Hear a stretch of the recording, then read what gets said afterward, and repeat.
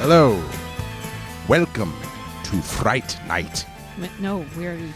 I know, I just wanted to say it. It's fun. This is the Rotten Horror Picture Show. The Rotten Horror Picture Show. It's too many R's. That's tough on the tongue to roll that many R's. Yeah, especially... Rotten Horror Picture Show. It turns into Scottish. Well, you're turning into Skarsgård Nosferatu. Yeah. That's where it's going. Horror. Yeah. The Rotten Horror Picture Show. The horror movie podcast where we talk about films off the Rotten Tomatoes 200 best movies of all time, 200 best horror movies of all time list. My name is Clay, and with me, as always, is Amanda. How you doing, Amanda? I'm doing good. I'm covered in bees, and So it's Tuesday. Sitting in your house. Yeah, thank you. My favorite. I have. When I bring the bees, you don't like it when I bring the bees. I have a very contentious history with bees. Really? We don't like each other. Uh-oh. Yes. I hope they're not like the ones that remember you and dislike Honestly, you. I'm not sure. The two worst interactions I've had with bees. One time, as a child. All right. They cut you off in traffic. Yes. My friends were in the backyard. And I was like, I'm going to go play with my friends. So I went running out of the back door of my house. And a bee shot up from the ground like a bullet and stung me right underneath my eye. Ow. And I had to reach in and pull it out. Ooh. And it was scarring. Yeah, so basically from that point on, how old were you? I want to say Ish. 10. Oh, yeah. Maybe. Yeah. The second one. You sure it was a bee, though? It was something. Hornet? Maybe. Wasp? Same thing. Nope. Listen, they all wear the same gang colors. Okay? Nope, wasps do not. I think it was a bee. All right. Please continue.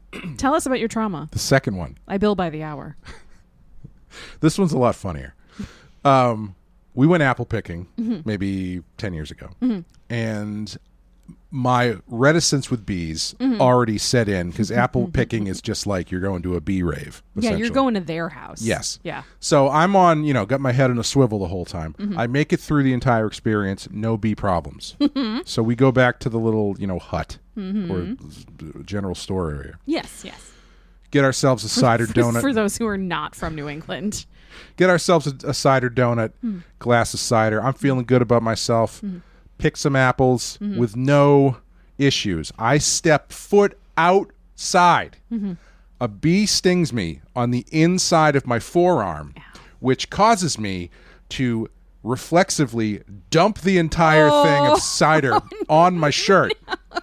And so now I have a bee sting in the arm, and I'm covered with sweet apple cider. And I know I was in Cider Town because it was sweet, tangy, and brown. So then there's this petting zoo area. And so I walk over there and I'm trying to take stock of what just happened to me. And I'm standing there at the petting zoo surrounded by children. And these bees start dive bombing me. Yeah, because you're delicious. Yeah. And so I start twitching and freaking out. And the parents are like, Bobby, come here, come away from that man. Like I'm about to turn into a werewolf or something. I'm like, blah, blah. And then so finally slapping at the air, slapping at yourself. Finally, I take what's left of my cider in the cup. I throw it like a hand grenade. You're going to say, throw it on a child and use the child as a decoy. Listen, you know what? I wish, because what happened next is I start running. For the car. Oh, no. And my girlfriend is like, why are you running? And I say, because they're following me. And she's like, what are you talking about? What do you mean the bees are following you? The man in the laundromat told me all about it, and now I know the truth. They are following me. We run, we get into the car, and as we close the door, I'm giving myself a headache. A bee starts hitting the side of the windshield, trying to get to me in the car. And I looked at her and she goes, oh my God, the bees are following you. I can't tell if they hate you or they love you. I don't know. Can I tell you my stinging flying insect story? I'm not sure if it was wasps or hornets. No. That's why I'm disclaiming. No, don't tell it then. Yeah, okay. Okay, no, fine, tell it. Anyway, when I was a child, my house had a bunch of woods behind, kind of around it. We were last house on a dead-end street, surrounded by woods and swamp. Yep. So what do you do when you're a kid? So you lived in Saugus? Yeah, exactly. So I lived in, I played in woods and swamp, and I was in the woods with a friend, and we were trying to build a little, hut, like against a big rock, or you're trying to grab like branches from the ground, lean it against the rock, you can go inside and have a clubhouse. Sure. And I found a real good stick that had been in a hole in the ground. And I yanked it out, and they all came out with it. Oh, because like I had my girl. destroyed their home. Nice. And they started stinging me and my friend, and we screamed, and we ran through the woods, down the hill, and into my house, where I believe my dad was home. And he just has 2 screaming little girls covered in like wasp or hornet or whatever stings. And he finally gets us to calm down. And we're sitting on the couch drinking our like apple juice or water or whatever. And then I just hear zzz, Oh, God. zzz. And I look over at my friend, and she's staring at me, and I'm staring at her. And we realize the buzzing is coming from inside her shirt. Oh, God. So I scream again, start running again. She screams and starts running after me. And then the cycle continues. I'm pretty sure my dad had to whack her with a magazine to kill the bee in her shirt. Yeah. Yeah. It was a fun time. Excellent. Yeah. I don't trust them. Anyway. They have those colors, the colors of caution, for a reason. Hey, man, look. So remember a few years ago, this is turning into a bee show. They were like, Welcome to the these rotten horror bee show. These killer hornets from Japan I freaked out because I had been talking about those for literally a decade. They're terrifying. When I first saw those, I was like, these are they look like they should have pilots. This is how big they are. Yeah. And finding out this is what the wasp, like the superhero the wasp, drives around when she's small. Yeah. And finding out that what they would do is they would literally bust through the side of a beehive like the Kool-Aid Man and just tear everybody apart. Just murder. It's horrifying. Yes. However, I did find out, which is very interesting, that the way that the bees figured out how to defend themselves is they form a sphere around the hornet, and they beat their wings so fast that it heats up until the point that it suffocates and dies. See, bees are fucking cool, man. My question about that was, how many tries did it take? Like, who was the first bee to go like, come on, guys? And then nobody followed, and he just got torn in half. I mean, this is what World War Z, the book, was about. And then they go back to the bee scientist room, and they like, oh, his plan actually would have worked. Yes. And then 2 more bees, but there's not enough bees, and then they get torn in half. Look, my recommendation is have flowers. No, then the bees come to your house. No, that's all they want, though. Look, I stand in my garden, and I fuck with shit, and I'm like pulling vines, and I'm picking stuff, and I'm leaning over and knocking into things. And as long as there are available flowers, they do not give a fuck about me. Okay. I'm just telling you. All right. This is B&B Hour. Yes. We are talking today about Candyman. The longest, most rambling opening to any podcast ever recorded in human history. The 2021 film Candyman, also known as El Hombre de Dulce. Right? I don't know. I just made that up. That's the sweet man. That's what it translates to, right? Not really. Close enough. Close enough. It is number 187 on our list. It has an 84% Rotten Tomatoes score, the 72% audience score. Had you seen this before? I hadn't. Oh, really? Yeah. Oh, I didn't know I think that. I had started watching it once on streaming, and I don't remember how I got away from it. So I remembered the first like 20 minutes, and then I was like, oh, shit, I never finished this movie. That's interesting. Like, yeah. maybe I started it on... I started it on a plane. And then was like, I can't hear and enjoy anything that's happening. It's a very quiet movie. Yeah, and so I think I shut it off and then just never had a chance to get back to it. That's fair. So yeah. What about you? Did you see it when it came out? So this is technically came out in 2021, but this was very much it was supposed to come out in 2020. Something happened. I don't remember what it was. Yeah, we all collectively blacked out. Yeah, there was it got delayed. There was a bee. We all shut down the world. Yes, one giant bee. One collective sphere of bees beating their virus-laden wings around the world. And so I believe it was released straight to streaming. I think I'm pretty sure this. I think didn't you're go to right. theaters. I think it kind of got railroaded. Yeah. By the state of the world at the time. I'm curious to see in a few years well, I guess it happened immediately, but the language around releasing these movies to straight to streaming was like, no, it's actually better. Yeah. You know, I think this way more people can see it. And Yeah, it's like, and like everybody gets to watch it in their own time, and everybody believed that until Wonder Woman 84 came out, and we were like, oh no, this is not a good idea. This movie's terrible. So I watched this with a couple of our friends. I think probably around the time it came out. I will say it is too bad it never came out in theaters, because I bet it would be pretty good on the big screen. Yeah, I think so. There's a lot of fun stuff they do that gets very diminished by the smaller screen. I mean, unless you're like got a wall-sized projector or something. But a man can dream. We have covered the original previously. Yes. I don't remember what we said about it, but I'm sure it's a great episode. But if you want to hear some of the other stuff we've been talking about this year, head over to patreon.com/The Penske File. Sign up for our Patreon, where you can listen to us cover appropriately remakes and reboots this year. We just finished recording the first remake of Texas Chainsaw Massacre, which features Amanda saying the words "pussy gun suicide." Is that what it was? Yeah, I think so. Yeah. Yeah. Repeatedly. Repeatedly. Yeah. Great band. But I refused to say it on the main feed. Yes. She said that. Yeah. I said, do you want to say that? And she said, no. You're going to have to say it. And I was Yeah. like, well, okay. If you want the good stuff from me, you have to pay for it. Yeah. Yeah. So check that out. And we'll take a quick break. You can hear the trailer for Candyman, and we will come back and talk about it. Candyman. The urban legend is, if you say his name 5 times while looking in the mirror, he appears in the reflection and kills you. Who would do that? Candyman. Candyman. Candyman. Candyman. Candyman. Well, we're still alive. Let's go.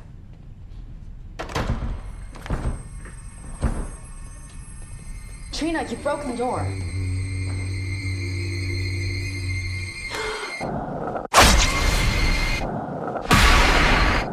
This isn't funny!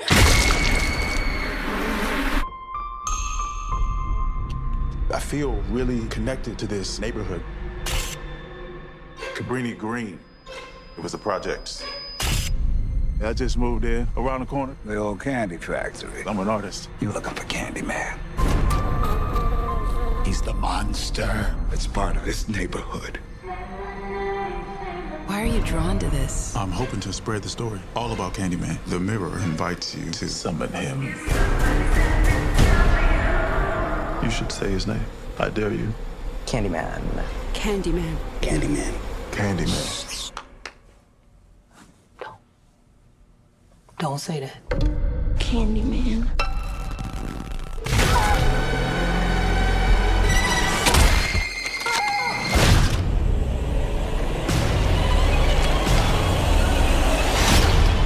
I think I made a mistake. I brought him back. Candyman isn't real! Something's happening to me. He had a purpose for you. To be another one of his terrible stories. I guess he found me. I am the writing on the wall. The sweet smell of blood.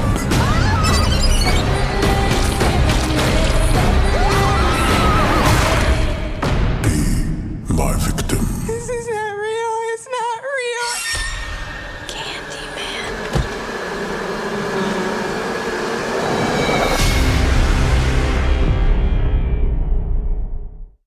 Okay, Candyman, directed by Nia DaCosta, written by Jordan Peele, Wynn Rosenfeld and Nia DaCosta, starring Dr. Manhattan from The Watchmen show, Monica Rambeau from Marvel's, Mathan Stewart Jarrett, Coleman Domingo, Kyle Kaminski, the guy from Hacks, the mom from the original Candyman, the voice of Virginia Madsen, and the face and voice of Tony Todd.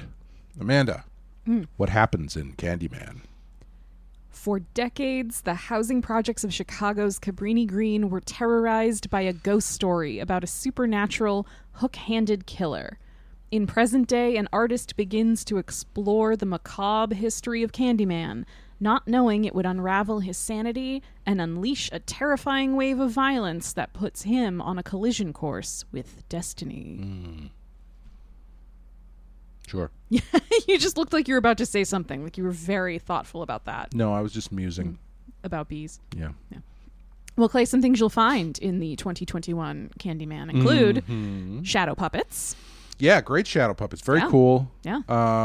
Probably best shadow puppets this side of Bram Stoker's Dracula. Yes, I would agree. Yeah. Yep.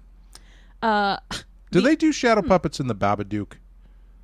It's the pop-up book. Right. I don't know. There might be a couple cut to things that sort of are shadow puppet-y, but it's supposed to be in the pop-up book. I see. Yeah. Okay. The ultimate allergic reaction to a bee sting. Yeah, I found that trigger you? myself a little bit. Yeah.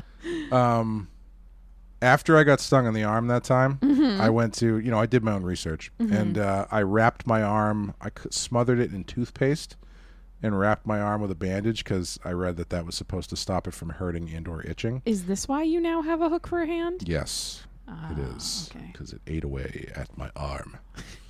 And and your sanity. In a very racist way. But I did find it very funny that when he goes to visit his mother, she is not as alarmed as I would expect her to be at the beehive carving its way into the skin of his face. Yeah, I wonder if it was just how I watched it, but that seemed dark enough that maybe she didn't get a close enough look until towards the end when he says something like, "Do I look normal to you?" And she's kind of like, "Ugh." It was just weird because he's sitting with his hands all fucked up and his face is all messed up, and she's like, "Did you go to the hospital down the street?" And he's like, "No, I went to one across town." Like, oh, yeah. Look, we can get into his relationship with his mother later. You'll also find the return of trypophobia. Trypophobia, the fear of clusters of holes. Last seen on the episode where we talked about the newest version of the Invisible Man. Yeah. It's a weird thing, and I have to say I am not immune to it. Yeah, because it's on skin. It's disgusting. Like there's something very disturbing to me about like that pattern of holes or like that beehive that sort configuration. Of honeycomb. Yeah, like on skin. Yeah, it's very unnatural. I don't like it. Magic dissertation. Yes, our first Well, I was going to say it's our first magic dissertation, but I guess technically Evil Dead has a magic dissertation in it, right? Yeah, I think it counts. Yeah, okay. Yeah. Strike it from the list. A ghost manifested by collective storytelling. Yeah, one of the things I liked about this movie, which I don't know if I appreciated the first time, is there's like 2 or 3 scenes where they just tell you what the theme of the movie is. Yeah. There's several very on the nose lines in this, but it actually kind of works. Yeah. Razor blade candy. Always good to see razor blade candy. Yep, love the return of an urban legend. One of my favorite urban legends. Yeah. Is that officially? Did that never happen, or did it happen? Did that get conflated with the guy who tried to kill his kid? Yes. Okay. I'm pretty sure there was never actual razor blade candy, but there was a father who poisoned some pixie sticks. Yes, that's what it was. I always found the razor blade candy thing to be really interesting because the amount of skill I think it would take to do that in a way that wasn't immediately obvious. Well, that's why it's got to be in those little ones where they're like wrapped in the paper that are like twist tied at the end. Yeah. Rather than like modern day sealed candy. Every single time they've depicted it on screen, though, it's like, well, we have to get this across visually, so we have to stick an entire razor blade in this piece of candy. Yes. Or like in Halloween 2 when it's just a huge razor blade in an apple. Yes. Whereas if you were really going to do that, you'd probably want to cut that thing up like they do. Like you thought about this. Who hasn't? I've had neighbors. You'll also find a girl named Boof. Yes, one of, I want to say, 2 movies ever made with a girl named Boof in it. Oh. Yeah. What's the other one? Teen Wolf. Oh, yeah. There we go. seriously high quality noise canceling headphones. Yeah, that was pretty impressive. Yeah, I want to know what brand she uses because I'm going to need them in my new office. You don't want to hear anyone getting massacred in your office. No, I got shit to do. Yeah. And last but not least, the most evil cop in Chicago. Yeah, I don't know if that's true, but this guy at the end was pretty outwardly awful. Yeah, he was pretty straight up horrible right away. Yeah, in a way that's can't really defend. Yep, nope. Okay, Candyman. Before we get into this, I would like to acknowledge I do recognize the irony of two white people talking about a movie that is about white people talking about the art of black people. You know. But with that out of the way, let's perpetuate the cycle of gentrification. Yes. This is a remake of, well, it's not, it's a requel, I guess is the word people like to use, because it's got the singular name, but, and it like the structure is kind of similar, but it's really a direct sequel to the original. I was going to ask about this because to me, it really does just read as a sequel. Yeah. Like, especially by the end, like there's at the beginning when you first are sort of relearning about Candyman and Helen and all of that, it seems like it's retconned things, or it's doing the requel thing where it's like, no, Helen was an insane person who did a bunch of horrible shit and then died, and the guy who was quote unquote Candyman was, I have his name written down, Sherman Fields. Okay. Instead of Tony Todd's Luke Robitaille. Is it Daniel Robitaille, something like that? I don't know. Luke Robitaille is a hockey player. But so it seems initially like it is sort of changing the backstory, but then by the time we get to the end of the movie, it's like, no. Yeah, Helen was saving the baby, and Daniel Robitaille's the original Candyman, and he always will be. And it was like, oh, okay, so this is just a sequel. Yeah, it's a sequel, but it's a good kind of retcon where it changes everything but changes nothing at the same time. Yeah, it's very, very cleverly done. Yeah, like I always thought one of the best retcons I'd ever seen was in the newer seasons of Doctor Who. There had been built into the concept that there was this time war that had destroyed his entire planet. And they managed to retcon that out of they managed to retcon it and bring his planet back without actually sacrificing anything that had happened before it. So, that kind of thing. So it's like, okay, so everything still happened. There was no change, but it also allowed him to move forward with this stuff. And that's kind of what they do here, where previously the only Candyman story we had heard was Daniel Robitaille.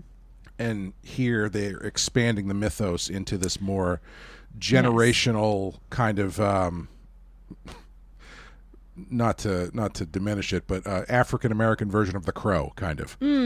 And it's I think it's a really fun, interesting way to handle that idea. I think it's a cool idea.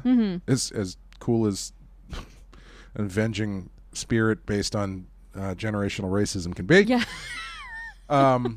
But yeah, between this and Men, we've really picked a couple that are tricky to talk about in a way that is both sensitive and not like, hey, let's just spend the whole episode doing disclaimers. Yeah.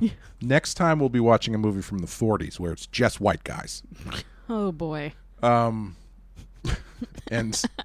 Italians playing Mexicans. But I found myself getting hung up.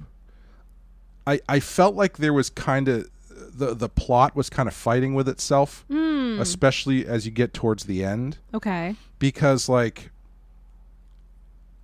I liked the story of I like what they were doing with Anthony and the stuff they were doing with the gentrification of Cabrini Green and all that. Yeah. But once Burke comes into the story, especially at the end, I'm like, I don't really know what's going on here, because it's like you've got Burke trying to literally turn Anthony into Candyman in order to perpetuate the legend and as a way to keep people out of there or something. But you've also got like Candyman himself doing stuff to Anthony, right? Like turning him into a beehive, and like he's a baby that he wanted, but he never got him. So now he's got him. Yeah. Like I couldn't really track that stuff. Yeah, I think I agree. Where like I really liked this movie. Like I really, really genuinely enjoyed this movie.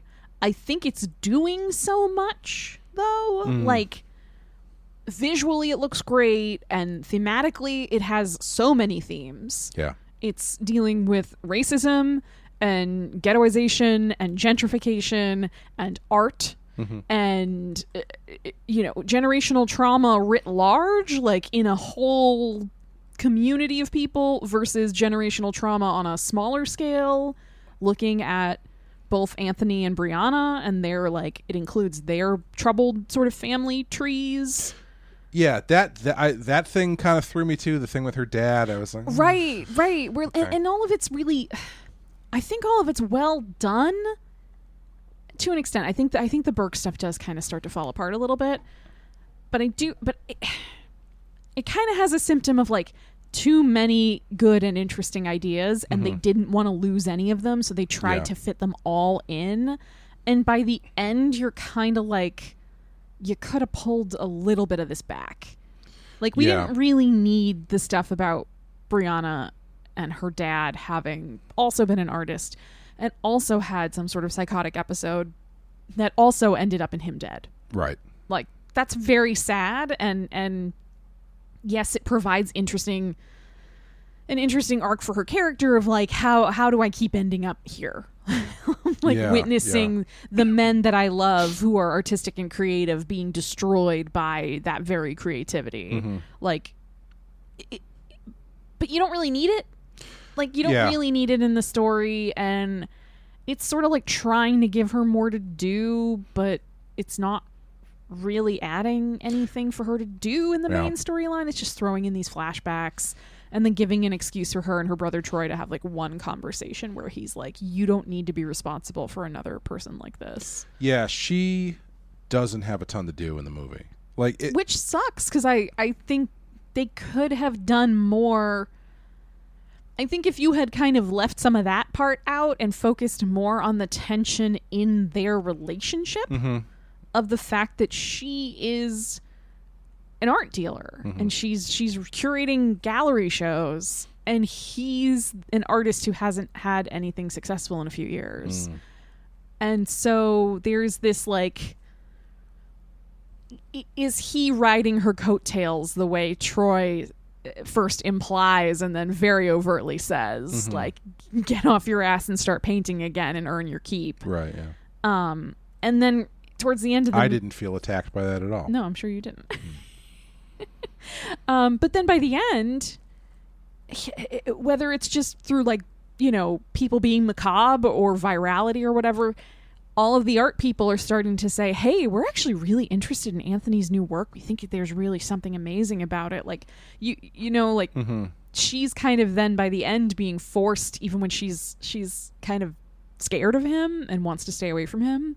The other people at the gallery are like, well, of course he'll be in your show. And then, whatever other artists you feel like picking. But the roles have kind of started to swap. Yeah. And there's a moment where I really thought like, oh, this movie is going to make her have to make the choice of like, do I say no?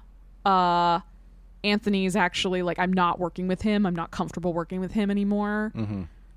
Or does she accept, even though she thinks he's losing his mind, and kind of use him to get ahead? Right. Like there's a moment where she could have done that, and or the movie could have at least grappled with that. Yeah, I think the problem is that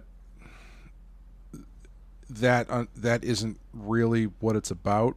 No, but I'm saying like if they wanted to give her more stuff to do, there was more within the central relationship in the movie that she could have done. Yeah, I think their relationship I find interesting at the beginning, but then kind of starts to sputter out because he starts going down the Candyman rabbit hole, and she gets pretty sidelined by everything, you know. And even having that one bit about her dad, it doesn't really amount to much.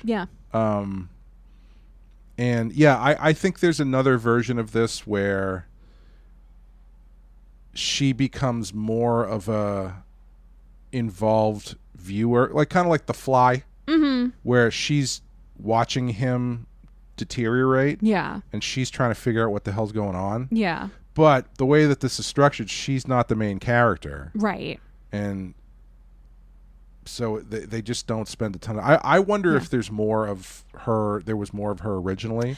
I wonder because that stuff with her too. dad feels like there's a bigger thing going on there. And Although, it does.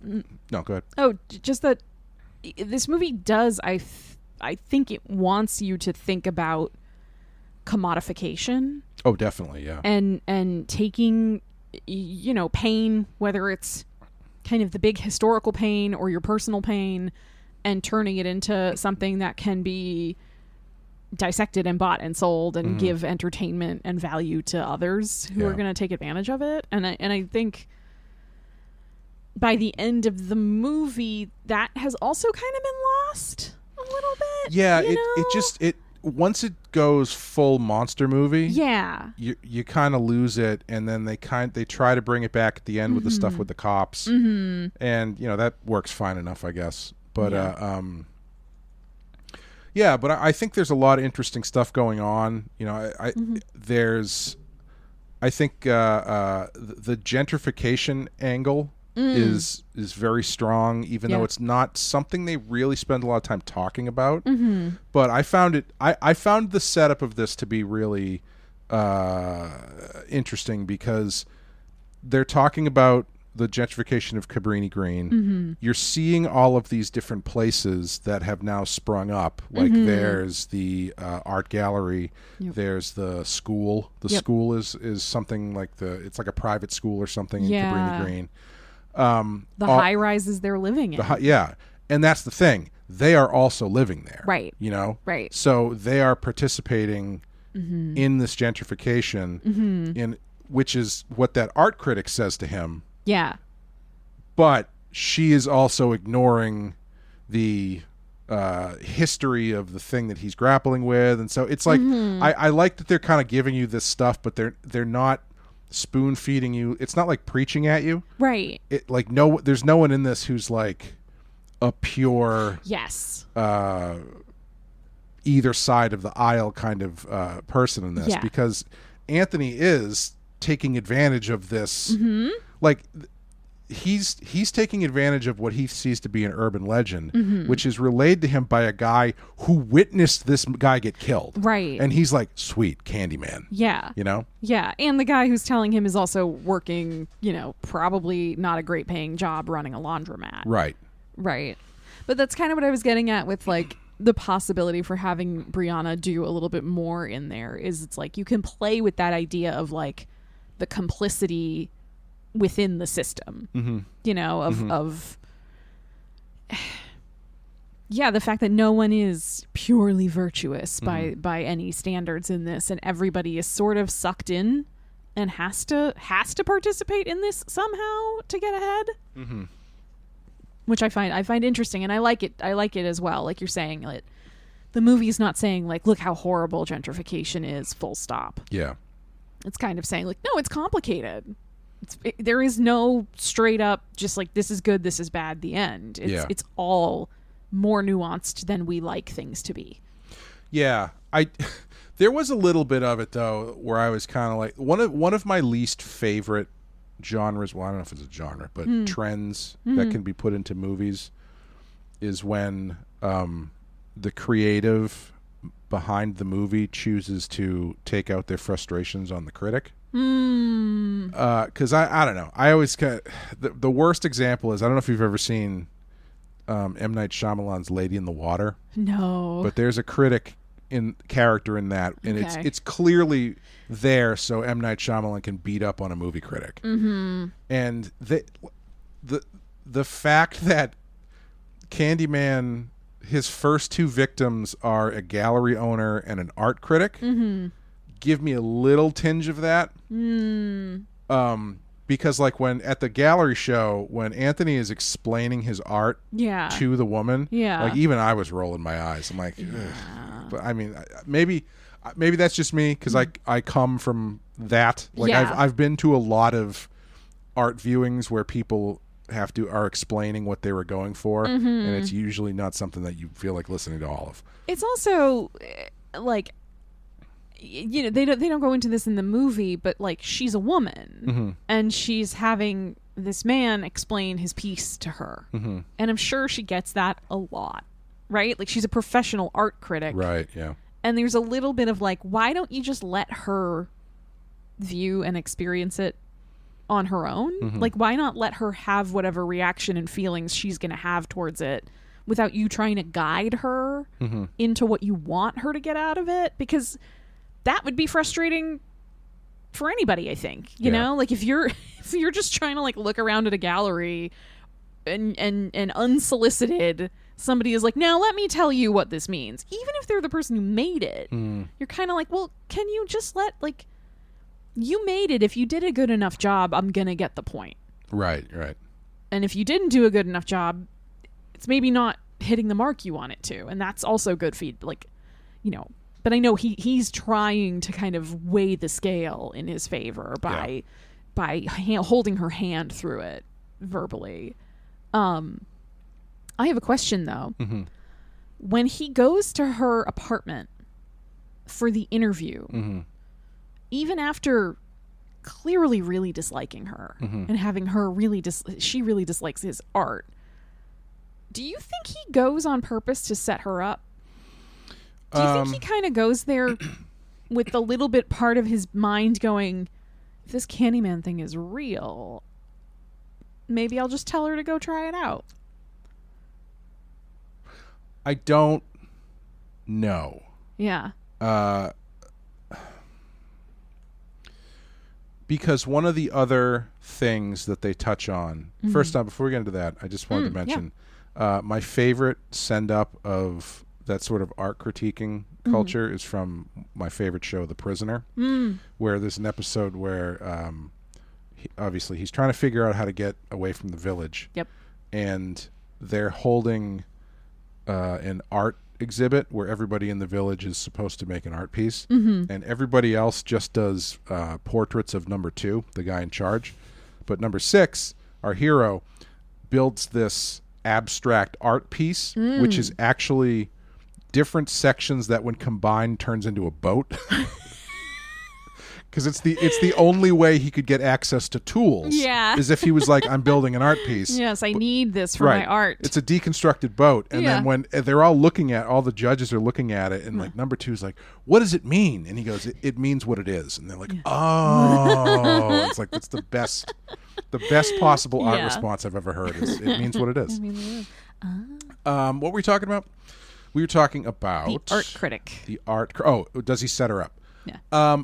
I don't know, because I think one of the other things they kind of dip their toe into but never really follow up on is after that first murder, when he is he's watching the TV report. Yeah. The thing he takes away is not these people are dead. Yep. It's that they mentioned the name of my art piece and my name on the TV. Yeah. So, like, again, I think that's another kind of way this movie could have gone. But they don't. And it's probably better that they don't. Yeah. But I don't know. What do you think? I think it's a difficult question on purpose. Yeah. And I do think they've sprinkled in there a little bit of the Anthony is chasing fame. Yes. He wants success. I mean, who doesn't really? Do you know what I mean? Not me. I do this for the love of the game. You just do it for the love of the game. Yeah. The game brought to you by Depends. Our new sponsor. But do you know what I mean? You gotta wonder why that was the first place my mind went to. Was very Depends. Confused. I'm anyway, so confused. Continue. We're not that old. But there is this sort of tension of like wanting to be successful and like the trappings of success, and that is what gentrification is, right? Like you want the high-rise luxury apartment. Yeah. You want the perfect location in Chicago. You want to be in the best galleries. You want to run the best gallery. Like it's all kind of mixed in there. And so I think there is an undertow with Anthony of he goes to the critic's apartment when she asks him to, because he wants to be interviewed. He wants to be the kind of guy the kind of artist who is interviewed, whose name appears in like the best magazines. And I will say though, that meeting was the definition of the meme, this could have been an email. Yeah. Yes. It is very strange, and it's very strange they even have it in her apartment. Yeah. Like I thought she was like coming on to him. I thought you were going to find out they had a history. Yeah, or something. Yeah, I thought you were going to find out that they had slept together or something had happened. I'm not saying that's the direction they should have gone in. It's just my knee-jerk reaction was like, oh, maybe they had a thing and it ended badly and that's why she was such a bitch. You know what I mean? Yeah. But I kind of do think that part of him thought, I don't think he went there with the intention of, I'm going to sick Candyman on her.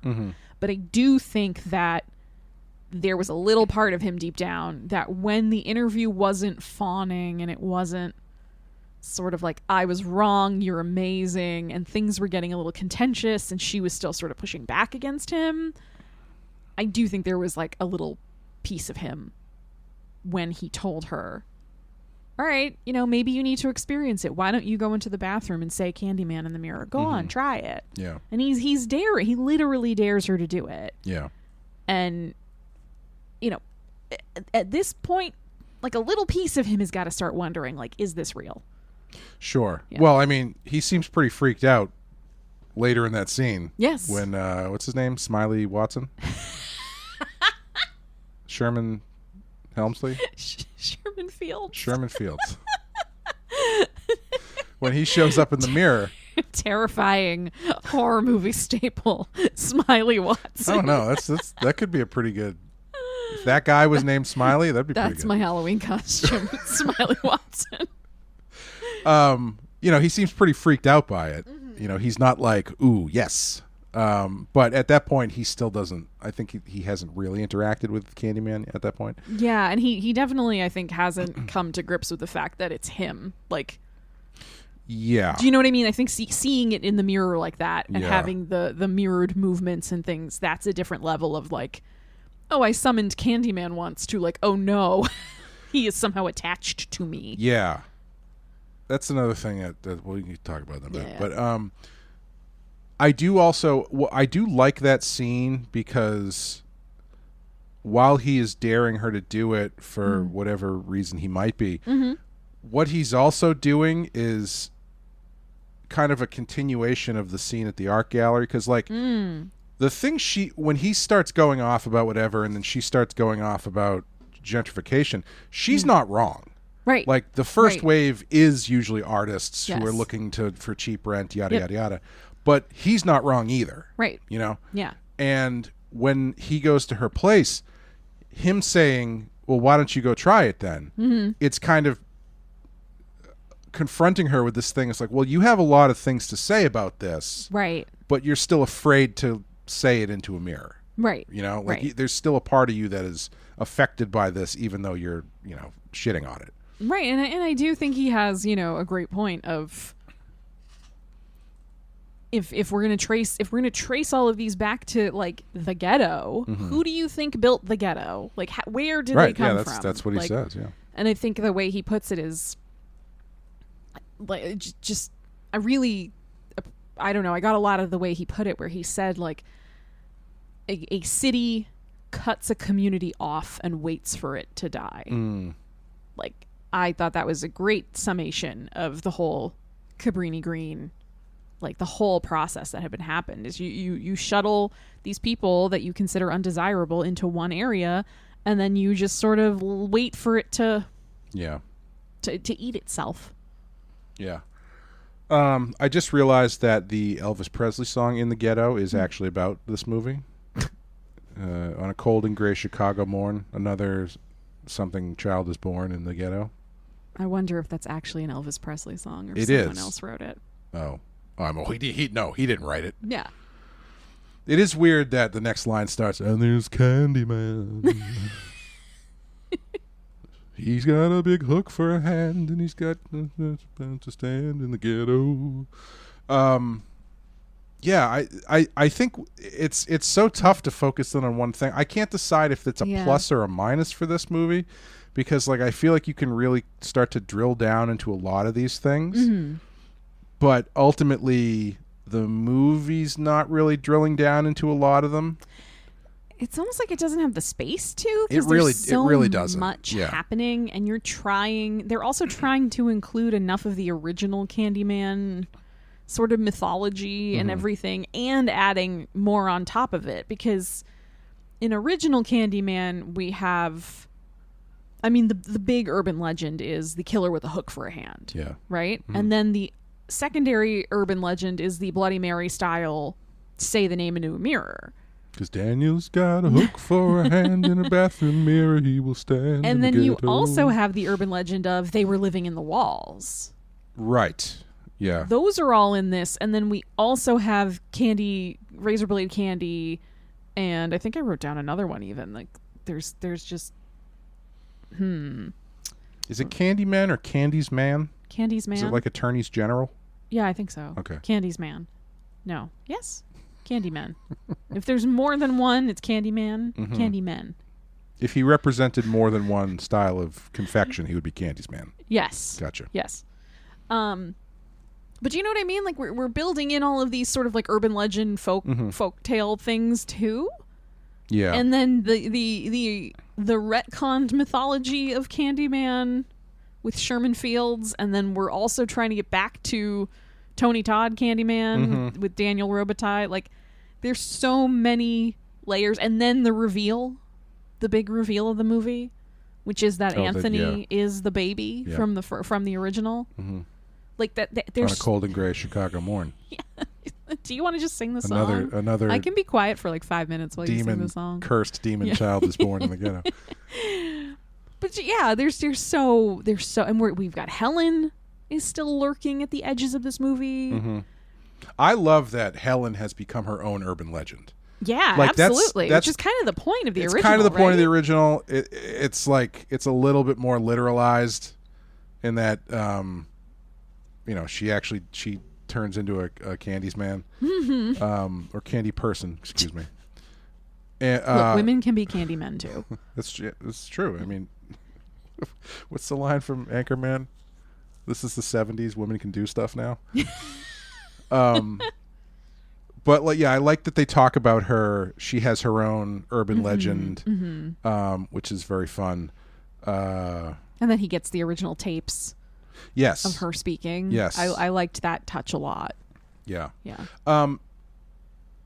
How do you feel about this as a sequel? Because I feel like as far as a legacy sequel goes, I do think you can watch this on its own and not really miss anything. Like, I think it's got enough of the original that people who know the original will appreciate it. But I think if you go in cold, have this being your first Candyman movie, I don't think you're going to... Let's put it this way. I don't think you're going to miss... You're not going to get anything... Sorry. You're not going to miss anything from the story that exists from the previous movie. I don't know if it's going to be any more easy to figure out what the hell's going on at the end. I think the end is where it starts to get a little dicey with that proposition of like, you could watch 85% of this movie going in cold and having never seen a Candy's Men property before. I think you would have a tougher time at the end of being like, wait, why does he look like that now? What the fuck is happening? What's the deal with the coat? Yeah, it's one of the interesting things that I think is they're doing this to make you to make the connection, but again, it's not something that they put too much emphasis on, so it's there to kind of make you think, I guess. Is like all of the doomed men in this movie, I guess, ultimately Anthony too, wear the Candyman colors. Yes. Like they wear that sort of orangey shirt color. Yeah. Tan jacket sort of. Even her father. When in the scene with her father on the window, he's wearing that same color. Interesting. When he jumps. So they're definitely making a connection between the Doom, specifically black men. Yeah. And this legacy of trauma and stuff. Mm-hmm. Which I think makes that scene with the father more interesting, but still unnecessary. Yeah. But yeah, how did you feel about the execution of this idea of Candyman being a generational fit? My issue with it, yes. Now that I've asked you the question, please I'm not going to tell let me. you, is like I love the idea. Mm-hmm. I think it's a great idea. I think it makes a lot of sense and has a lot of heft to it as a concept. Mm-hmm. Except when they're like, "Yeah, Danny Robitaille was the first one," because it's like this didn't exist. This concept of racially motivated murder, like is it supposed to be he's the first one in the area? Right, because in this it's a Chicago stockyard owner's daughter falls in love with him, and that's the whole drama. So I think maybe the implication is either the Candyman is a phenomenon specifically to the Chicago area, and then there are obviously tons of racially based killings elsewhere in the country, or maybe there are Candy's men all over the country. Yeah. A whole infestation of Candy's men, or like, you know what I mean? Like other urban legends that have grown up. I'm probably overthinking it. Yeah, I think you are a little bit. But this movie kind of tends towards overthinking, so I don't blame you. Because like conceptually, I get it and it makes sense, but it does make me start thinking like, well, why does everybody have a hook for a hand? Why is everybody bee and honey related just because that happened today? But I'm overthinking it. It's like, oh, okay, obviously. I'm not. The question I didn't ask was, why does this happen to Daniel in the first place? Who turns him into this monster? You know. Yeah. I could have. It's a Chicago mob of white people. Too many Chicago hot dogs. That's what did it. That's deep what put dish pizza. That hook on his hand is what put that hook on his hand. I mean, my question becomes like, how did Sherman Fields get his hook? I don't know. Was someone Candymanning him? Yeah, I mean, it might just be a natural thing. Just born that way? Possibly. Yeah. I meant with the hook. No. That was the joke. Maybe, yeah. He does carry around a lot of candy. It might be a diabetes related That's thing. True. Yeah. That's true. But yeah, that's one of those things that I find to be a little bit you kind of have to decide whether or not you want to grapple with it, where it's like, okay, we know traditionally Candyman has the big tan coat, hook for a hand. And so when you see this flashback to this guy who is dressed like that, but he's not a Candyman yet. Right, but he will become one. Yeah. Like I think that can make it a little like my big issue with the movie is I think this stuff gets a little muddled. Like I think it's got a lot of great ideas in it, but I think there's too much symbolism in it. Yes, yeah, and there's too many themes. Like it needed a few to be sort of parsed out and like taken away so that the others could come through more clearly. But I do think it's supposed to sort of go back to one of the arguments that people like to have about the original Candyman is it a folk horror movie? Oh, sure, yeah. Right? And one of the arguments in favor of that reading is that typically people say that folk horror is very tied to place. And Candyman can't really happen anywhere but Cabrini Green in Chicago. Right. Yeah. That's the whole origin point. It's integral to the original movie and to this movie is that sense of place. And I think that's kind of how you can explain it a little bit. Until Candyman 8 when he goes to New York. Yeah. Ooh, Candyman in space. Yeah, no, I agree with that. And I think the overthinking of the conceptualizing and stuff, they explain it in the movie. It's that line that I said where it's like it's a ghost manifested by he's a tulpa basically. Yeah.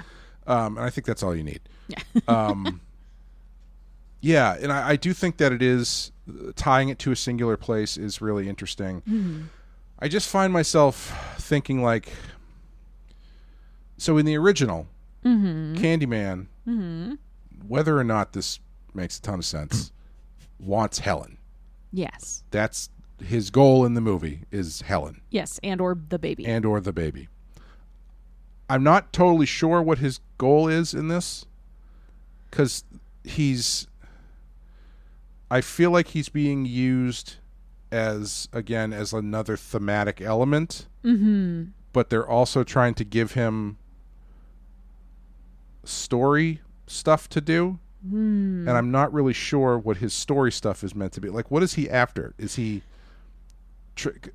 Obviously, the last line he has in the movie is "tell everybody." So the idea, I guess, is that his existence, which requires word of mouth, basically, is kind of gone because everybody refuses to talk about him. And so he's doing like a Freddy Krueger type thing where he's getting his name out there again. It's interesting because there's a very big difference between how Sherman, Candy Sherman, Sherman Man, I don't know how to do this.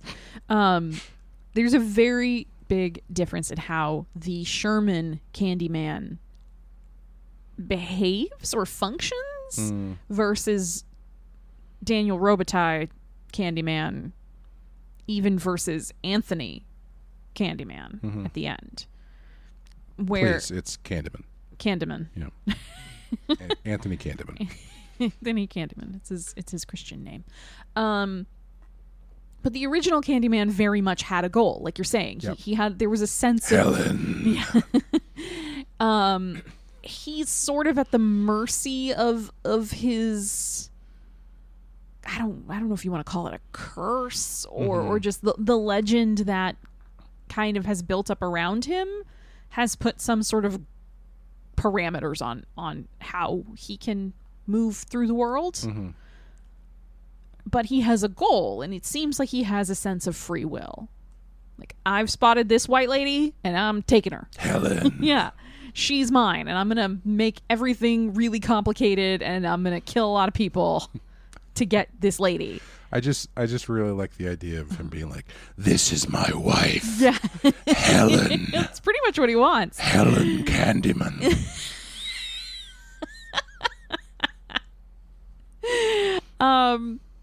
We're having the Candymans over for dinner tonight. The candy's Is mad. Helen coming? Please. Yes. And then we've got poor Sherman, who really did seem like he in life just wanted to give children candy. The purest of intentions. I know. Poor Sherman. Hide in the walls and give children candy. But he seems much more of sort of just like a vessel for Burke's mission of continuing Candyman. Yeah.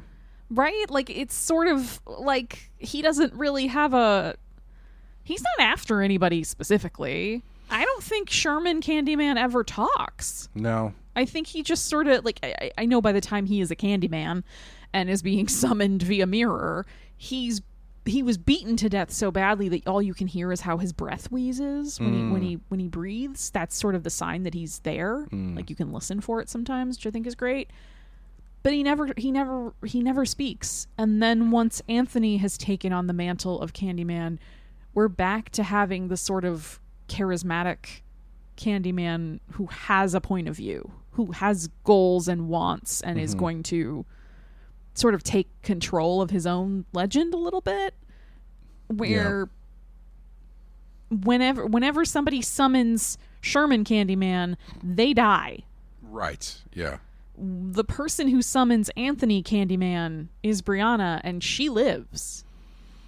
Yes. He leaves her. He does not hurt her. And he's kind of the one who transforms back into Tony Todd kind of at the end. Like, yeah, he kind of goes through all of them. Yeah, but he goes back to that, like, poetic, almost like operatic personality that you can see why, like, Tony Todd's original was so charming, is that he was this almost like philosophical monster.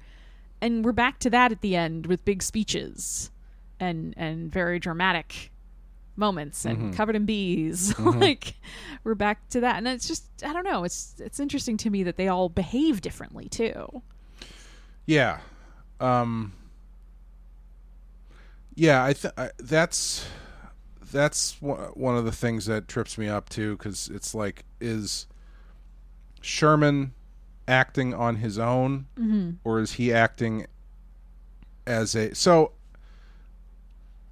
it's tough to talk about them separately, because I think the idea is that they are this one entity, but they're so different, right? Yeah. So like, I feel like if they were supposed to be this one entity, I don't know, it feels intentional to me that they're different. And I don't know if that's sort of to try to give these victims of this intense violence back some individuality, so you don't just think of them all as a monolith entirely. Like, they're part of a tradition, but they're not the same. Yeah. I don't know.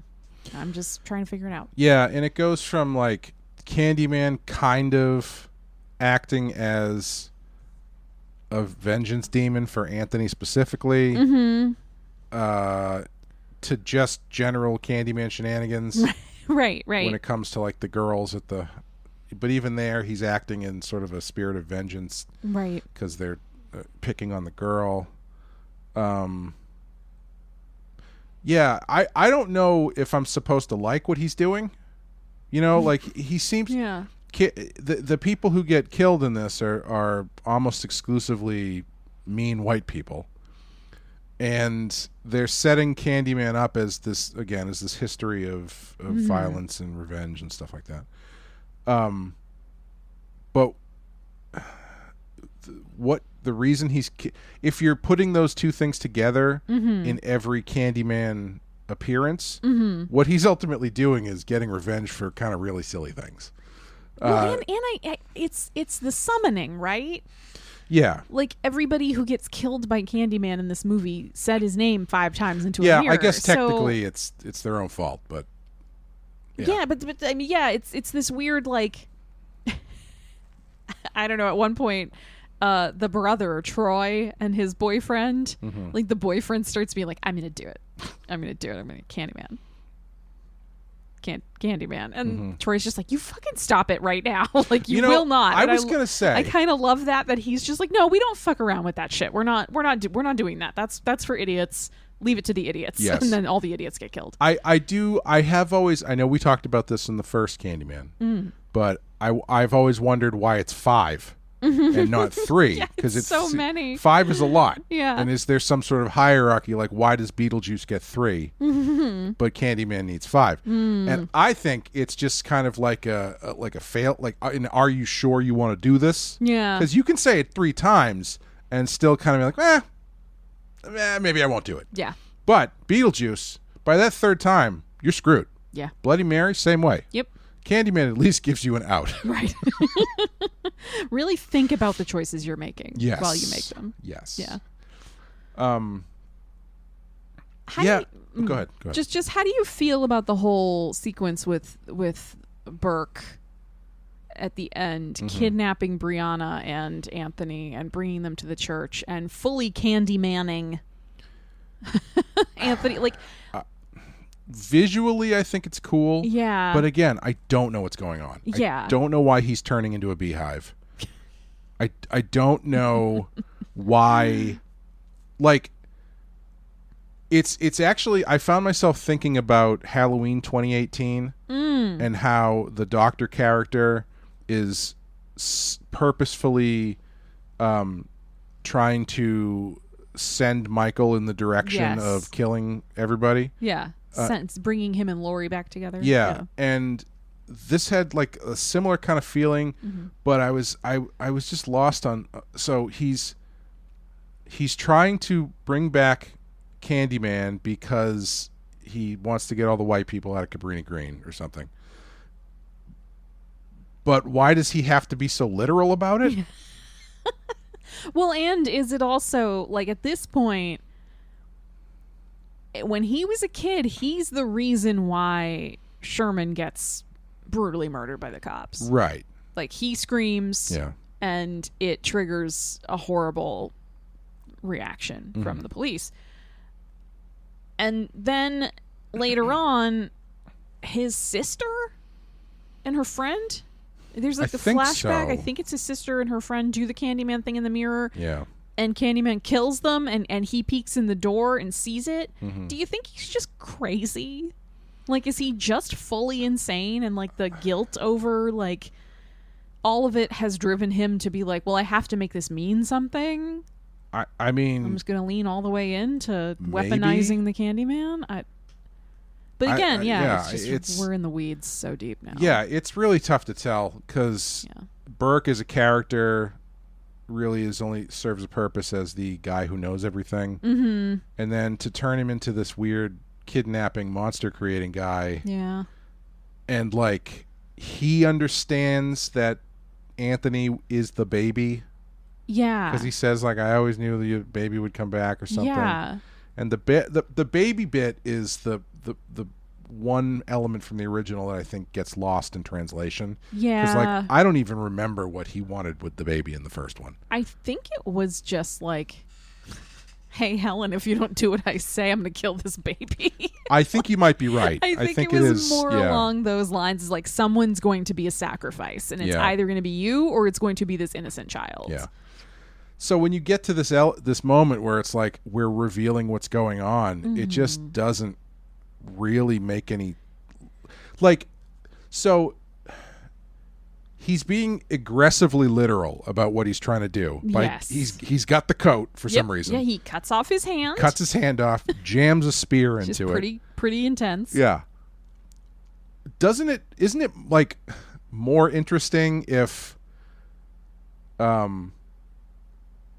Anthony gets killed by the cops and just comes back as a Candyman? Yeah. Like, doesn't that kind of play? I guess what I'm thinking about now is like, well, do you have to be dressed like Candyman when you die? Yeah. Because Sherman was dressed like Candyman, and he has a hook for a hand. Maybe. Do not all Candymans have hook hands? Yeah. Does, like, the kid Candyman, is he just like punch your knees until you die? Like, yeah, and I don't know. Again, it's put us too far back in the weeds, right? Like, and it is honestly like it's a bummer of a movie ending because Burke wins.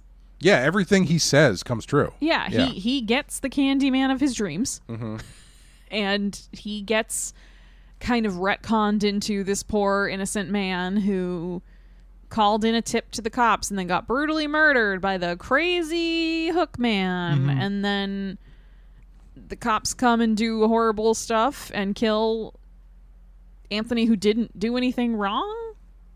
Yeah. You know? And then we get a Candyman massacring a bunch of police. Yeah. And poor Brianna, whose life is over. Yeah. Like, well, and she gets away. I mean, she lives, but everything in her life has been destroyed. Yeah, and also more cops show up at the end, so they probably arrest her again. Yeah, they absolutely do. Yeah. Yeah. Yeah, it is. I do think it's unfortunate because I think it is really interesting.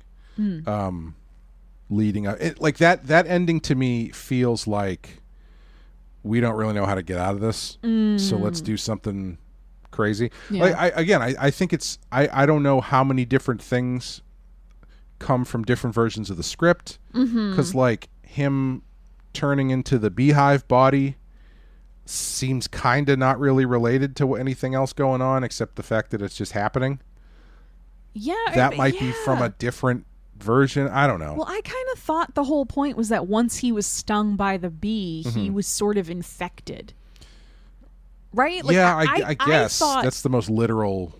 I don't know. Yeah. I for most of the movie, I thought, oh, okay, his hand's getting all fucked up. Eventually, the hook's gonna come out of it. Like, do you know what I mean? That's what I thought was gonna he kept picking at it and peeling it back, and I'm like, he's gonna do it, and the fucking hook's gonna be. That would have been better. Yeah, that's what I thought was happening. I didn't see the turn of Burke being a bad guy coming, because I thought this was just like, you wanted this. Like, you wanted to use Candyman to secure fame and success for yourself, and now it's going to get super literal in a way you didn't want. Yeah. I didn't think it was going to be like, I'm going to chop your hand off now. Seemed a little like, oh, okay. I feel like this very supernaturally based movie could have handled this a little differently. Yeah. I do want to say I love the mirror gags in this. Yeah, they're good. Yeah. Yeah, I think one of my favorites is the one at the critic's house. Yeah. Where after he sees him face to face, Yeah. it disappears. Yep. And you can see her in the background, but you also see Candyman like hanging out behind her. Yeah, and then he walks away in the mirror. Yeah. And I think the kills in this are really fun and really Yeah. inventive. Like I think the critic kill is very cool. Yeah. Where they shoot it from outside the apartment. Yeah, and you just see like, her kind of being slammed against the glass windows Yep. and stuff like that. Yeah. Yeah, the way the way that they kill the art dealer and the girl is pretty good. After she's clipped them together with her like suspenders or whatever. Yeah, man. Yeah. It's freaky college girls. How do you feel about the fact that this movie kills a bathroom full of teenage girls? I mean, so I'm fine with it because like I feel like if you have a movie about this kind of like bathroom mirror based Yeah. slumber party type urban legend and you don't follow through and kill some kids. Yeah. What are we even doing here? I agree. And not only do they do it once, they do it twice in this movie. True. It's just impressive. Yeah. I feel like a lot of horror movies will shy away. Like we've talked about in the past.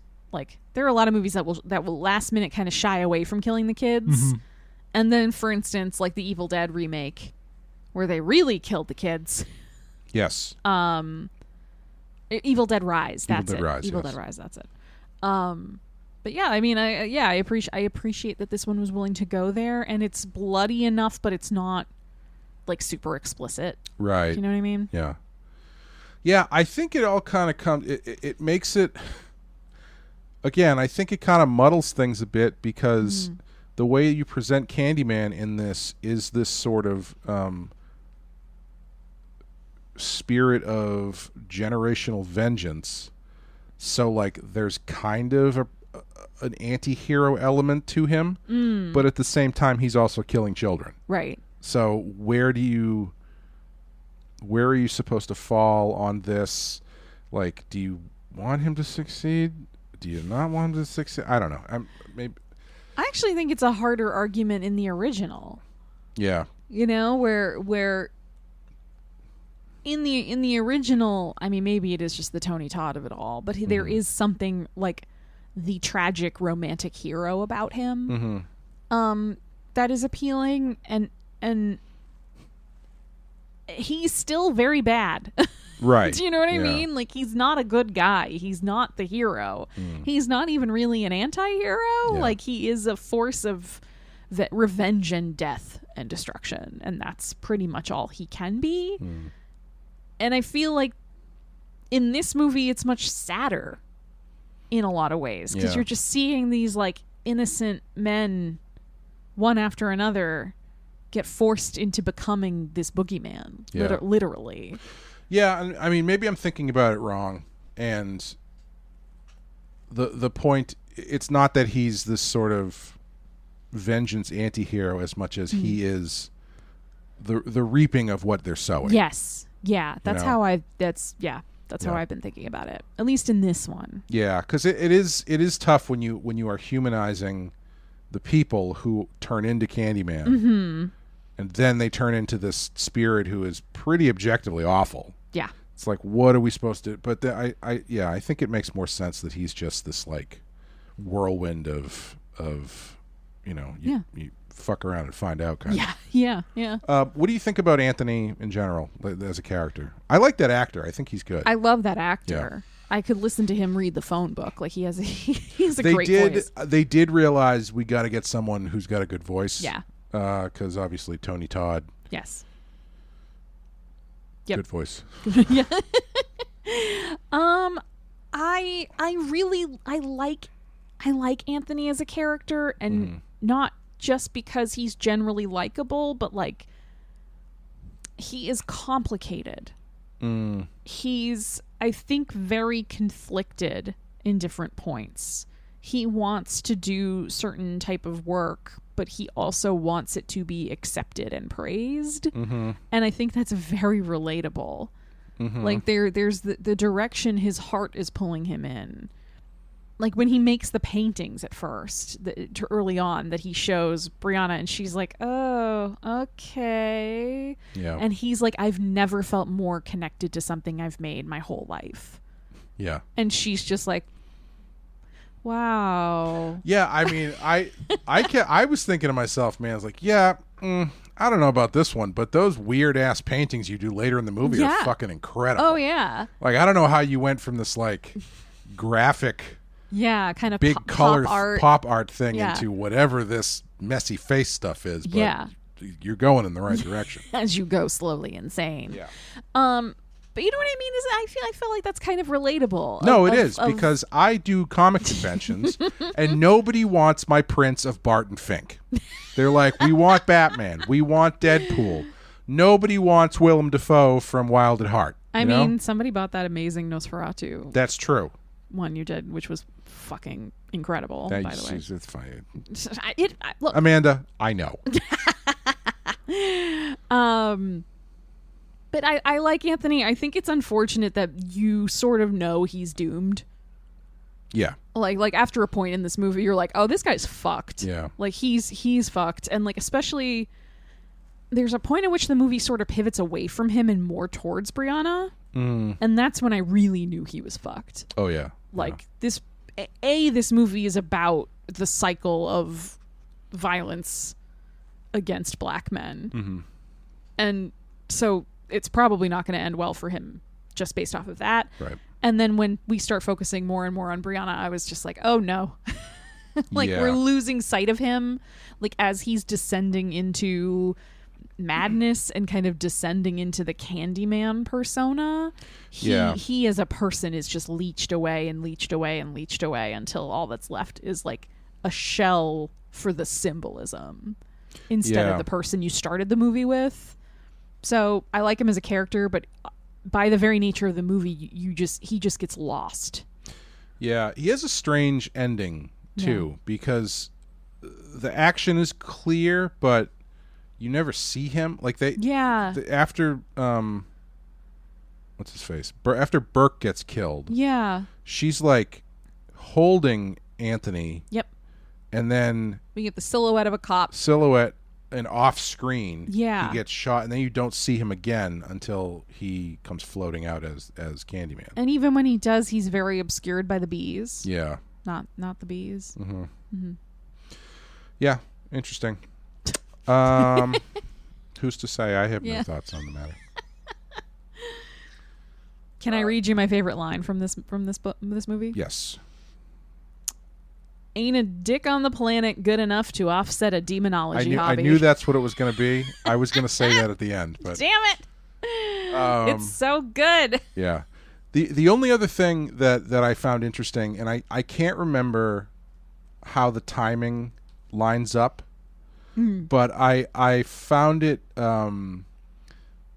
The thing that they say quite a bit in this, and that they also were using a lot in the advertising, is say his name, which is a pretty loaded phrase at this point. Yeah. Because it was something that a lot of the protesters are saying and protesting the killings by police officers. And I remember like Breonna Taylor especially. Right. I feel like I heard that a lot. Yeah. So I have to imagine that's on purpose. Yeah. But again, I can't remember the timing if this would have been made kind of before that was a thing, or I'm pretty sure it's been a thing for so long, it's tough to tell. Yeah, I think it's been a thing for so long at this point that it's very on purpose. Yeah, and it also, it doesn't seem like a coincidence that at the end of the movie they keep saying "say his name" involves a killing by a cop. So yeah, and then he also, I think the last line of the movie is him saying "tell everyone." Yes. Yeah. Yeah.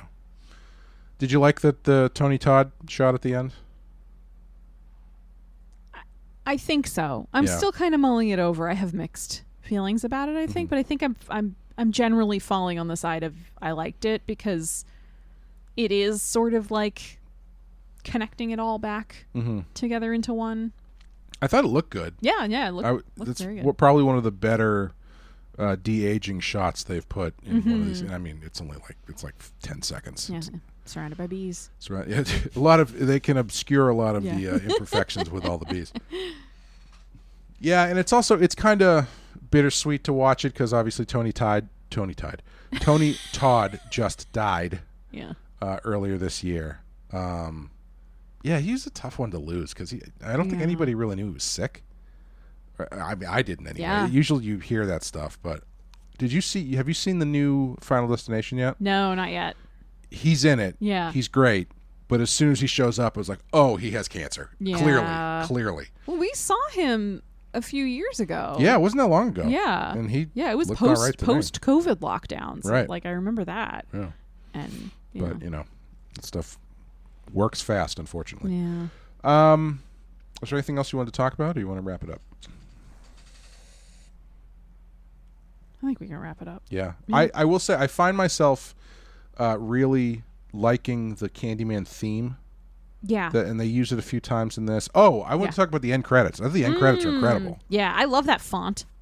Yeah, the font is kind great. of beside the point, but I really like the font. And the shadow puppets. Yeah. I guess a couple of those things that they show are actual events that happened. If they're not literally, they are heavily based on actual events, like the boy on the bicycle who gets dragged off because he looked at a girl or whatever. Fucking stupid shit. Yep. To say the least. But yeah, I do. It's fun because I was watching that going I kind of feel like these end credits get across what they were going for better than the rest of the movie did. Yeah. Because it ends with, you've got your Daniel Robitaille, Candyman, and then a couple other ones pop up, and then behind him more pop up. And I was like, yeah, that's pretty much, it's all there. Yeah. And I think it's a little bit more succinct than the movie. But as you said, I think this movie is trying to talk about so many things. Yeah. And I sort of understand why. Because it's really hard to separate some of them, right? Like I'll say one more line I really liked in this movie. It's a little on the nose, but I really liked it. And one of the characters says they love what we make, but not us. Yeah, and that gets straight to the heart of it. But it is kind of like, all right, if you're going to talk about black artists creating things and white people consuming it and judging them for it, and you're going to have gentrification in there, and then we're talking about, well, artists are the first sign of gentrification. Like, it all starts to interlink. Yeah. And so I understand how it's hard to separate out some of these themes, but it just ends up with this movie being really, really stuffed with metaphorical things and symbolism, and so much you could say a ton about, but you run out of time. Yeah. I'm listening to a really great podcast called The History of Rock in 500 Songs. And it's very well researched. It starts in 1938 and tracks the evolution of music into rock and roll. Yeah. It's very, very good. But so much of the early stuff that he's talking about are these predominantly black vocal groups and all this kind of stuff. And even once you get into the early rock and roll stuff, it's obviously well known that, white people steal rock and roll from the black. That was very true. Yeah. Like, it was, these guys would do a song, and then the following week, there would be a white group that did the same song that got wider airplay. And it's wild. Yeah. And on top of that, basically every episode until 1957 ends with, and their manager, the record deal that they signed was terrible, and they never got any money, and they died in obscurity. And so it's just I know it gets talked about so often that it can become oh geez, let it go. Yeah. But it really is. It's so much more overt than you even think it is based on how it's said. We're kind of accustomed now to people saying, oh, that Robin Thicke song ripped off a Marvin Gaye song, and can't you hear it? And it's at least somewhat disguised. Whereas sounds like back then it was just like, no, they just re-recorded the exact same song. Yeah, and one of the reasons, not to go too deep on a podcast that is not mine, but I highly recommend listening. I didn't know this. I learned this from the show. You could not copyright a sound recording until the 70s. Holy shit. So a big part of that was these recordings that were made, you could not copyright them, and therefore you could just, everybody could just grab it and just do whatever they wanted. Yeah, and that's why there's this whole culture of songs that are derivative of other songs, and not even in the form of being stolen, right? But just like, you know, a song will be popular, and then someone else will take that melody and add different lyrics, and then someone else will kind of invert that into something else. And it's really interesting if you're into that kind of shit. But for us, Candyman, how do you fit? Do you like this better than the original? I wouldn't say I like it better than the original. Yeah, I want to like Candyman as like a concept more than I do, because I don't love that first movie. Yeah, I enjoyed it enough, but it's not one of my favorites. I think Tony Todd is doing most of the heavy lifting there. Yes. Yeah. I think I find this one a little bit more interesting. Yeah, because there's so much stuff to kind of chew on. Yeah, but I don't know if it's something I would go back to. Yeah. Do you think it belongs on the list? It's number 187 on our list. Higher, lower, off, completely.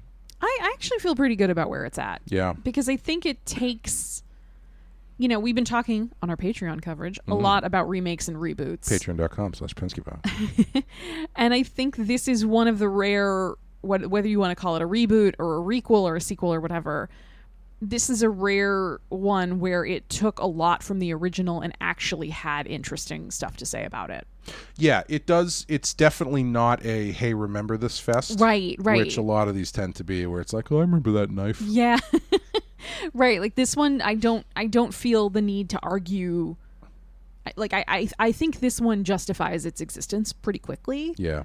And adds a lot of really interesting stuff. You think black art needs to justify its existence, is what you're saying? No, I think reboots and requels were. Is this just another like you can't hear the frequency at women speak at thing? Not when they're wrong. You think they should just not justify why they exist? Listen, damn it! Gotcha. End it here. We're done. Better at this than I am. We're done. We're ending on Amanda winning. Listen, no one ever questions me about anything, okay? You've never had to explain. I've gone 41 years never questioning whether or not I was right about something. I'm not going to start now. I hope I've shaken you to your core. I'm going to forget about this. Just a crack in the foundation now. So quickly. Someone write me an email and tell me you like me. All right, thanks, guys. We're going to hit the randomizer button. Beep, boop, boop, beep, boop, boop, boop. And the next thing we will be doing next time will be number 170, Dr. Sleep. Oh. Finally, it's funny. I'm not intentionally doing all finally a time to sleep. I'm not intentionally having us do all of these like remake adjacent movies because we're doing this on Patreon, but we are, so it ends up working. So yeah, next one will be Dr. Sleep. We might not be back for a bit because I'm traveling, and then right after that Amanda's traveling, so it might be a few weeks, but we will be back and we'll be talking about Dr. Sleep. Thank you, Amanda. Thanks, Clay. Thanks, everybody. We'll see you next time. Bye, everyone.